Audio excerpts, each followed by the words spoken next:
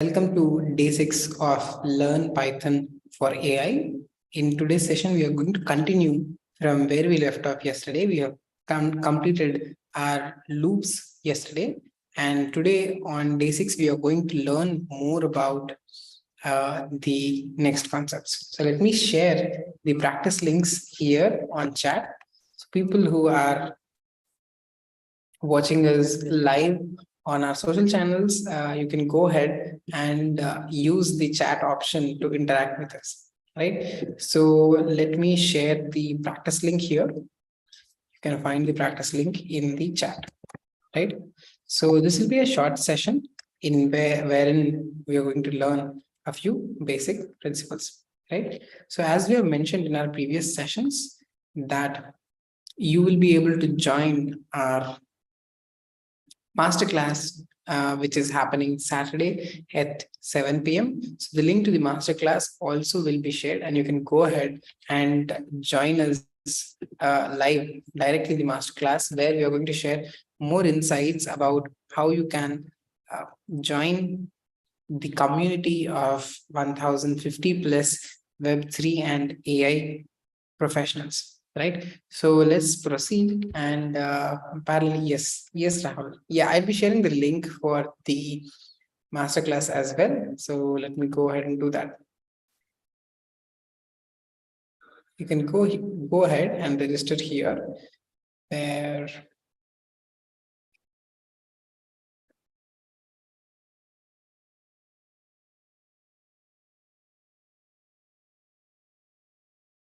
Yes. Yeah, so the link is on the chat here, right? So if you go ahead and see the practice link that I have shared, we are going to revise the concepts that we have learned previously in all of our 5 days, right? So let me share my screen. I'm going to go through each of the exercise, which will give you a glimpse of whole of the 5 days that we have covered previously, right? So we've started on day 1 learning a little bit about print statements and variables. We've understood how variables function. We've understood what all types of variables we can print. Like we have seen that a print statement can print strings. We have also seen that a print statement can also print arithmetic, right? So it can also do that. We have also seen that it can print something called variables, right? For example, I want to print number and say number equal to any other arithmetic also. So it's going to do that. So if I'm going to run that, so it is going to even print that. Print statement can hold this print these variables along with strings in combination as well, right? So now this is where we have understood the concept of variable. Each variable could hold different data, different types of data. Like we can see that here, if number is one variable, and here if I'm going to put double quotes and say hello, and instead of number, let me name my variable as a result, right?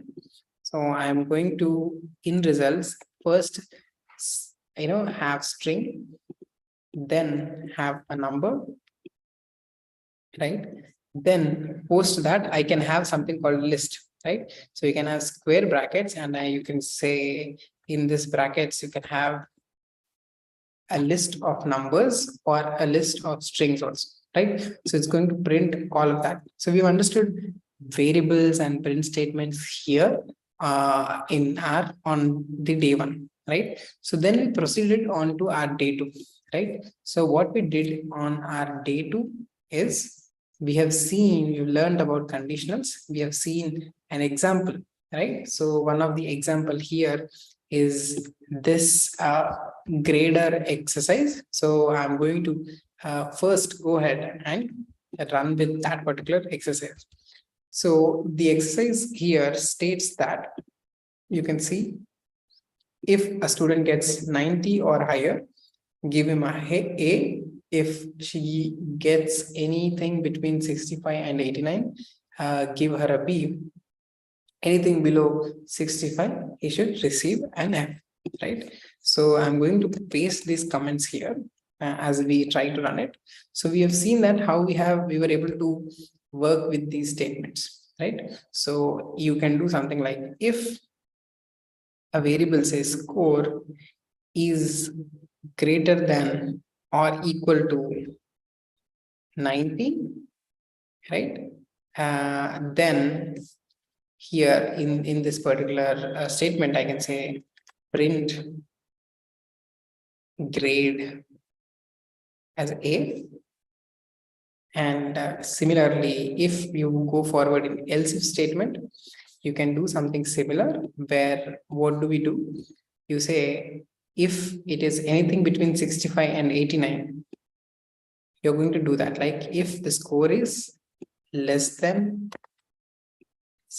or equal to 65, and we are going to use symbol and operator and say score is greater than or equal to 89, then print grade as B, and then if not, it's going to print grade as F, right? So this is what we have written. Only thing right now we have to give is score, right? So if you say the score is 25, let's go ahead and try to run this and see if we run into any errors. It says grade is F. If it is anything between 65 and like let's say I'm going to say 80, right? And the grade is okay, it's greater than equal to, okay, so I have to do less than equal to, right? So here you should see the condition here. If it is greater than or equal to 65 and less than or equal to 89, right? So you can run this and you can see that the grade that got printed is B. And if at all you give any other grade which is higher than 90, you can see that the grade that got printed is A, right? So this is what we've learned in conditionals, right? An if condition, and we have understood what will be a condition, and later based upon the truth of that condition, we are going to print one particular statement. Here there could be a lot of other statements, like a block of statements which are going to execute when this particular condition is true, right? So this is how this works. If condition is false, you can see that there is an else if condition where it checks the condition if this is true or not. If this is true, then print grade B, else print grade F, right? So this is how it works. Now, after what we've learned in conditionals, we went on to functions. In functions, we converted the same same exercise into a function. So how did we do that? We say definition, and we are going to say definition name of that particular function. Let's say you can say grader, and then you're going to say score here, right?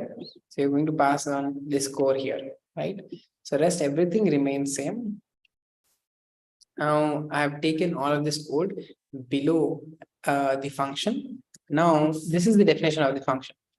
And what I'm going to do is I'm going to do a function call, like I'm going to say grader, and I'm going to pass a number, let's say 45, right? So what this will do is first 45 will be passed in place of score, and score will become 45, and it will check if is score greater than or equal to 90. Is 45 greater than or equal to 90? It is false, so it will go here and it will check is score greater than 65 or less than 89. Then it will be false, then it will come here and print grade F, right? So I'm going to run it. So you can see that printed grade F. Right. So what happens here is now you can see that sometimes you need not have to know what function definition you have, right? Somebody might have written this function. I'm going to just use this arrow to hide it. Now you need not have to know there's one layer of abstraction, and you can always go ahead and use this function. I'm just going to run it, and you can see that it is going to give me different results, right?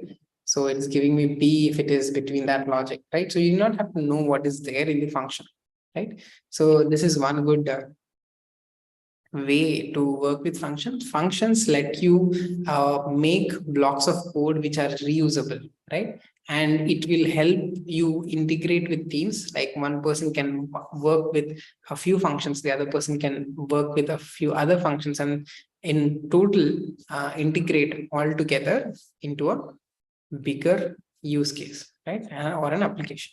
So this is what we learned in functions. Then later on day 4, we have learned about lists. We have created lists. I'm going to take one particular list here, and we are going to learn more from there, right? So in this particular list, what we are going to do here is, let's say we are going to take this numbers list. It's very simple.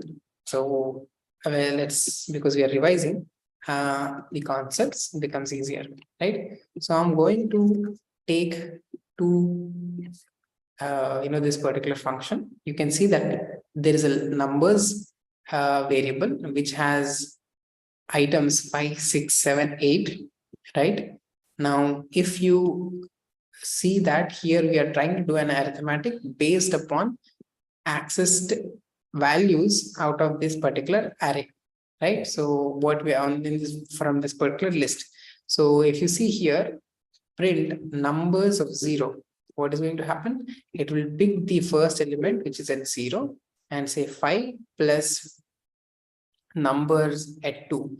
So whenever whatever is there at index 2, it is going to pick 0, 1, 2. So it's going to say 5 plus 7, and it will return that particular output. 5 plus 7 will be 12. And then similarly here we are going to print numbers 1, the first element in that particular list, multiplied by the third element in that particular list. Third element as in the element which has index 3, right? So if I'm going to run this, you can see that it printed 12 and 48, right? So we can do a lot with lists, but this is what we've covered, and another detailed exercise also to work with lists of text also, right? So you can even have lists of text, right? So let me go ahead and give you an example of the same.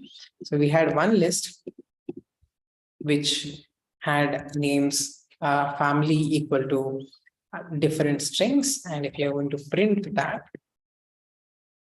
right, I'm going to print family. You can see I can add more elements, and I'm going to print that.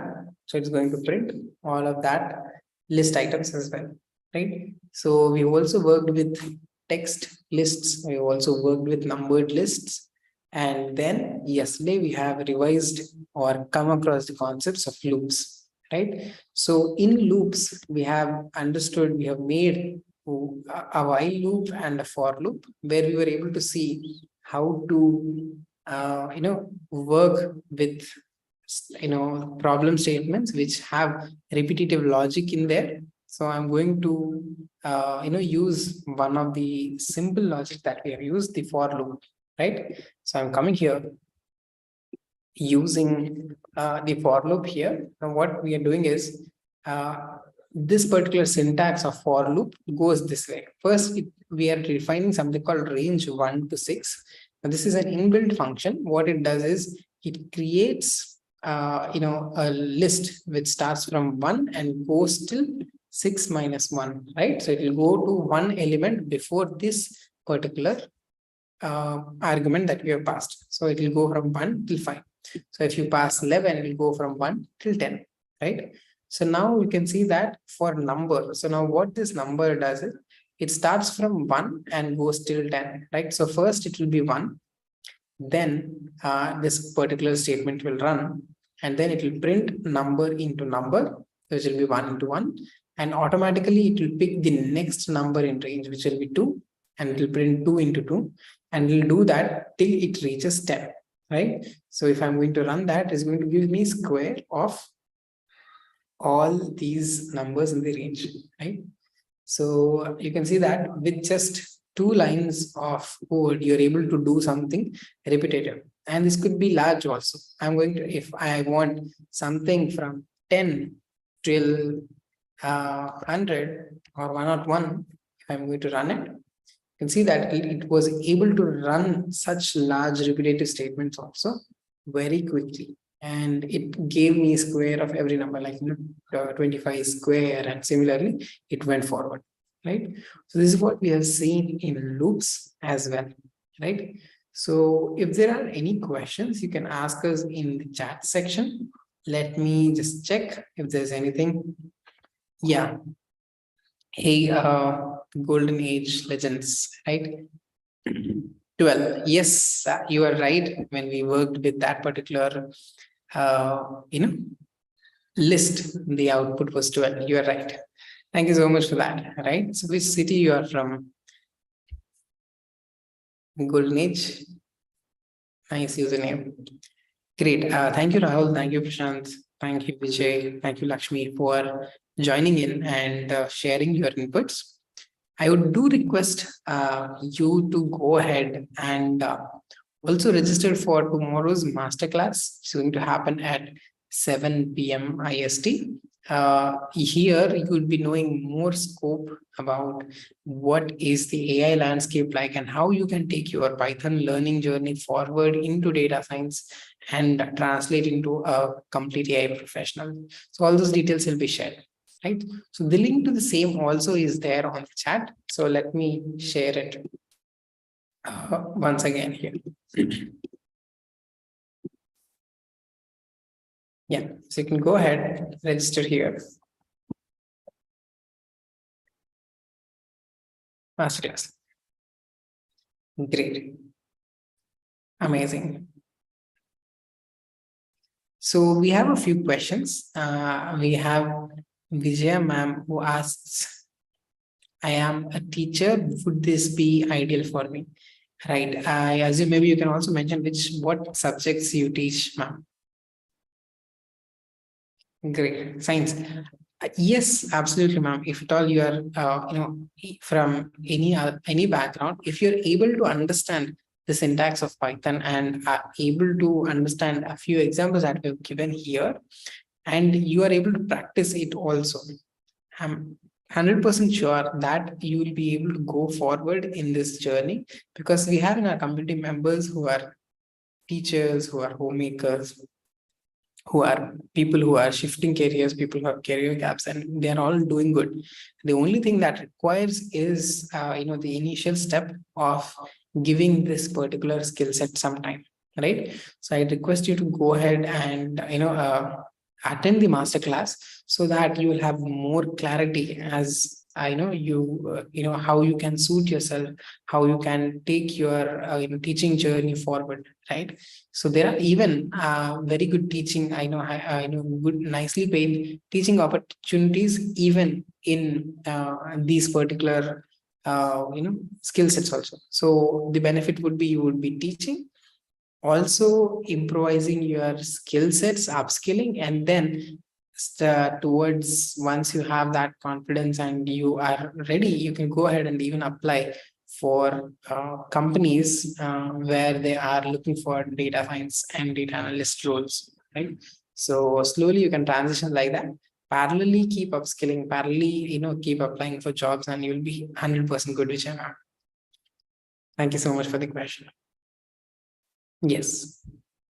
Yeah. So if you have any question, you can even put it in the chat box. Great. So we have Rahul who says, I'm in 4th year of my college. Will it be ideal? So Rahul, we have people, right? Because now you are in a 4th year, you would be soon out of it. So basically, you need some real time, real world, IT skills if you are willing to transition in this space, right? So you are definitely going to learn more about your own skill sets, because you are going to challenge your own mind thoughts, the limitation that you have put for yourself. So the background that you're coming from, you say that you're from electronics background, but that should not be a problem.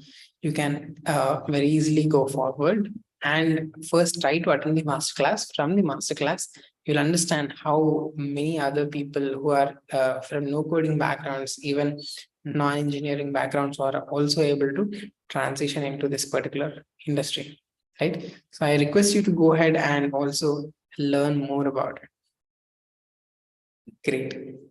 Yes, thanks everyone. So if you understood today's particular sessions and topics, and if you are able to relate to the examples or revise the concept that we have, covered in the previous 6 days, you can type C in the chat box if the concepts are clear. Great. Thank you, Anita. Thanks, Lakshman. Thanks, Vijay. Thanks, Rohan. Yes. So if you've understood and all of it is clear, you can go ahead and type C in the chat box. Great. Thanks everyone for sharing your input. So people who are joining us on any of our social channels like LinkedIn, Twitter, YouTube, Instagram, you can go ahead and use the chat option or comment section to share in your inputs or questions to us so that we'll be able to answer them. Great.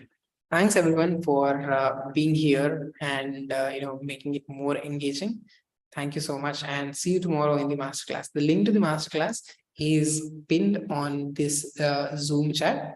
You can see that in a blue ribbon. I request you to go ahead, register, and be there tomorrow and attend. Great. Thanks everyone. Have a good. Bye bye.